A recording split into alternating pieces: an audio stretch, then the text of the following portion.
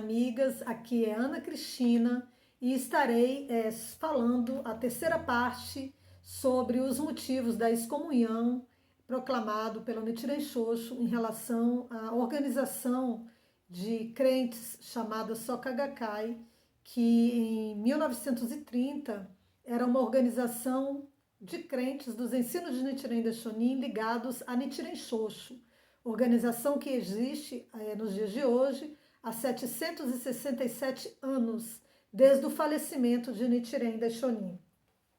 Eu espero que esse vídeo leve até os senhores informação, em primeiro lugar, e que transforme a ignorância dos acontecimentos reais para a sabedoria e o discernimento. Essa é a maior transformação que eu espero que aconteça nesses vídeos de esclarecimentos. Eu já fui membro da Soka Gakkai, né, ativamente há mais de 20 anos, e eu nunca tive acesso a esses documentos e nem a estas informações. Na época eu também repetia outra versão, outras histórias que eram contadas, até o dia em que eu mesma fui procurar pessoalmente sobre os acontecimentos. Fui obrigada, né, a buscar devido às questões e aos acontecimentos da minha própria vida, porque nós não podemos praticar uma fé cega, nós temos que ter o discernimento do que nós falamos e do que nós propagamos. E eu espero que a leitura desse documento, como alguns comentários que eu teço nesses vídeos, possam ajudá-lo a tirar as suas próprias conclusões. Então, estou aqui no item número 3 do documento, que tem como título A Transgressão da Prática da Fé pela Soka Gakkai. Como observamos até agora, a Soka Gakkai está destruindo a verdadeira doutrina e a verdadeira lei do budismo e, conclusivamente, está claro que vem traindo os preceitos da Nichiren Shoshu. No caso, quem fala aqui é a Nichiren Shoshu, porque ela era uma organização que tinha dado autorização a Tsune Saburo Makiguchi Josei Toda a constituírem uma personalidade jurídica independente, mas para seguir preceitos ligados a Nichiren Shoshu, como eu venho falando aqui nos meus outros vídeos, que vocês podem buscar, vou colocar um card aqui acima, e vocês podem assistir a parte 1 e a parte 2. Essa é a parte 3. Então, outrora, segundo o documento, o senhor Ikeda afirmava o fato de fazer Tozan, peregrinação ao templo principal, e venerar o Daigon Honzon significa encontrar-se com Nichiren Daishonin e obterá imensuráveis benefícios. Naquela época, a Soka Gakkai fazia o Tozan, baseado no templo principal, crendo no Daigon Honzon, do Supremo Santuário, e recebia grandes benefícios. Por esta razão, atingiu o grande desenvolvimento até os dias de hoje. Contudo, atualmente, a começar pelo Sr. Ikeda, a maioria dos membros da Soka Gakkai não tem realizado o Tozan, abandonando o seu dever de apoiar o templo principal, a base primordial da prática da fé. Isto denota que eles perderam a base da fervorosa devoção, sendo um grande robô, cerrar o caminho para a obtenção dos benefícios, da extinção dos pecados do presente e do futuro, de grande parte dos fiéis. Número 2. Cada templo da Nichiren Shoshu é um alicerce para a propagação da doutrina na respectiva região. Portanto, é de grande importância a visita dos fiéis aos templos e que estão filiados e o empenho na prática da fé. No entanto, a Soka Gakkai tem obstruído a visitação de fiéis que desejam honestamente ir aos templos, pois a maioria dos membros não tem feito. Além disso, tem importunado com represálias, usando diversos meios para com aqueles que tentam sair da organização Soka Gakkai e com aqueles que saíram, que não são poucos, e estão tornando-se membros da Roquecô ou formando os membros diretos dos templos. Essas atitudes são realmente muito abusivas, impedindo a devoção pura dos fiéis, que desejam seguir a legítima crença da Nichiren Shoshu. 3. A Soka Gakkai, desde o início, deveria estar na posição de proteção e propagação do Konsei-rufu. No entanto, o fato é que os membros da organização não só deixaram de fazê-los, como vêm dificultando as atividades dos reverendos, atacando os fiéis com atos repugnantes, além de depravar o recinto do templo e provocar violências em grupos. Essa atitude de impedimento da propagação do Konsei-rufu é um grande... E ele fala também sobre os templos, né, que os membros que eram membros tanto de uma quanto de outra, eles deveriam ser incentivados a participarem das cerimônias, das reuniões também nos templos, e não somente nas residências das pessoas, como foi feita uma estruturação organizacional que usava a casa das pessoas, como eu mesma já relatei no meu caso. E esse incentivo não era mais feito para que os membros fossem direcionados aos templos onde estavam os reverendos ligados a Nichiren Shoshu, né, que fazem orações todos os dias, infalivelmente, além de várias outras cerimônias importantes para o desenvolvimento da propagação irrestrita da lei. E então isso começou a provocar muitos atritos e, infelizmente, depois da excomunhão, me parece que isso se agravou muito mais, né? Eu tenho conhecimento, inclusive, de ações judiciais em que a organização de leigos, que juramentou proteger o templo principal, retomou vários templos da Nichiren Shoshu, inclusive despejando os reverendos. E esses acontecimentos e também ganhos de causa provavelmente se deram devido à forma com que foi feita a estruturação da personalidade jurídica no exterior. Como eu já relatei, ela foi feita de forma independente e com liderança própria. E a documentação provavelmente também tenha sido feita de forma a colocar nos documentos, né, o domínio dos templos. E assim ocorreu, infelizmente, a retomada até mesmo do Templo de São Paulo no Brasil. Então, a parte 4 do documento, ele relata sobre o desvio da Soka Gakkai como organização religiosa. E diz que uma organização, a Soka Gakkai como uma organização, não pode de forma alguma ser admitida como uma entidade religiosa, no caso da Nichiren Shoshu, né, mas aqui ele não escreveu. Atualmente, a Soka Gakkai é uma organização de fiéis que deveria estar dando apoio a Nichiren Shoshu, pelo contrário, procura rivalizar com a Nichiren Shoshu.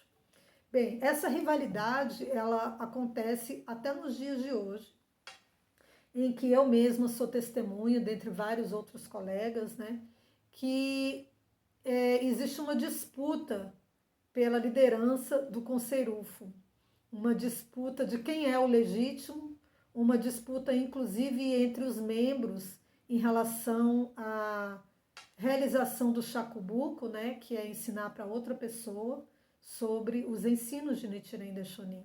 E nessa disputa criada por essa entidade, eles propagam várias distorções sobre os verdadeiros motivos que levaram à excomunhão da organização. Então, os membros, eles não foram excomungados. Acontece que a maioria dos membros do exterior estavam sob o domínio da liderança da Soka Gakkai e não sob o domínio da personalidade jurídica da Nichiren Shoshu. Isso acarretou grandes desvios dos próprios membros, como, por exemplo, eu não tive conhecimento dessa proclamação aqui na época, e eu acreditava em todos os ensinamentos e informações que me eram passadas através da organização Soka Gakkai. Então, essa rivalidade, ela não somente existiu no passado, né, através da liderança, como ela ainda continua a existir nos dias de hoje, infelizmente. Como foi descrito anteriormente, tem violado totalmente o seu estrito compromisso de devoção aos 3 princípios de Constituição, perdendo-se completamente de suas bases e objetivos de sua existência, que era que todos os membros da Soka Gakkai seriam membros da Nichiren Shoshu, que eles deveriam seguir os preceitos da Nichiren Shoshu e respeitar os 3 tesouros do Buda, da lei e do sacerdote. Como foi indicado no Conselho para a dissolução da Soka Gakkai, os inúmeros casos de suspeitas e irregularidades sociais, como corrupção, envolvendo grandes somas em dinheiro, surgem como uma realidade antissocial que questiona severamente a sua qualidade como instituição religiosa e suas responsabilidades. Isso tem causado simultaneamente graves danos à credibilidade da Nichiren Shoshu, sendo um estorvo para a propagação do Konsei-rufu. A Nichiren Shoshu ela não utiliza de arrecadação de dinheiro como a personalidade jurídica da Soka Gakkai.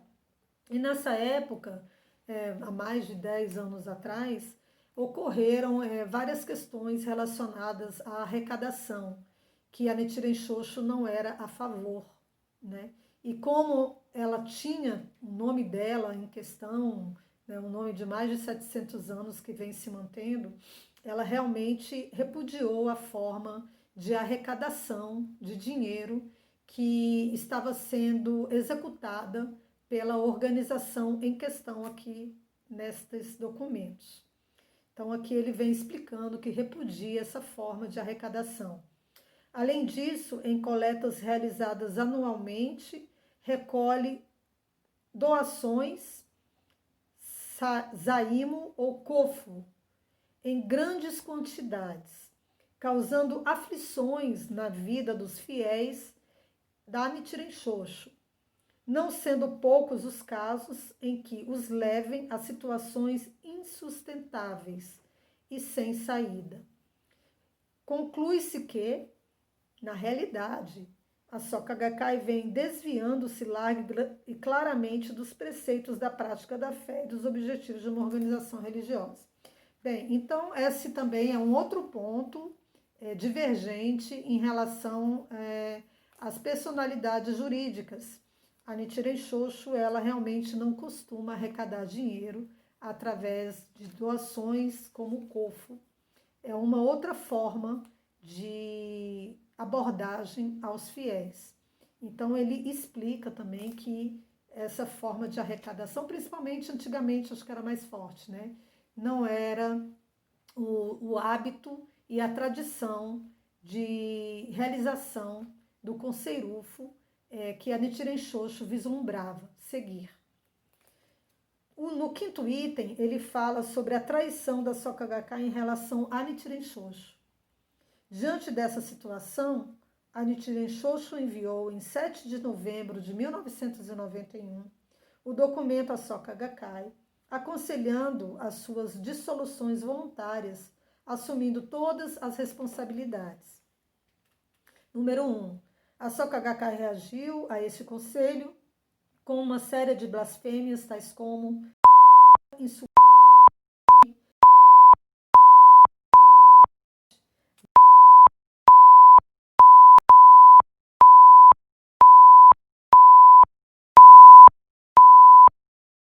e outras ofensas à violação à figura reverente do sumo prelado, que herdou a transmissão da veia vital da lei, e chegando ao extremo de exigir o afastamento do sumo prelado, sempre desprezando a devoção da transmissão da veia vital da lei, sustentando a ligação direta ao fundador Nichiren Daishonin.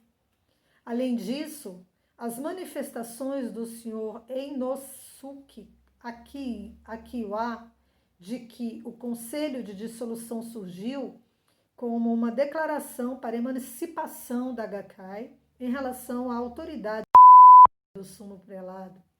Há quem diga que não há tempo a perder-se com uma religião que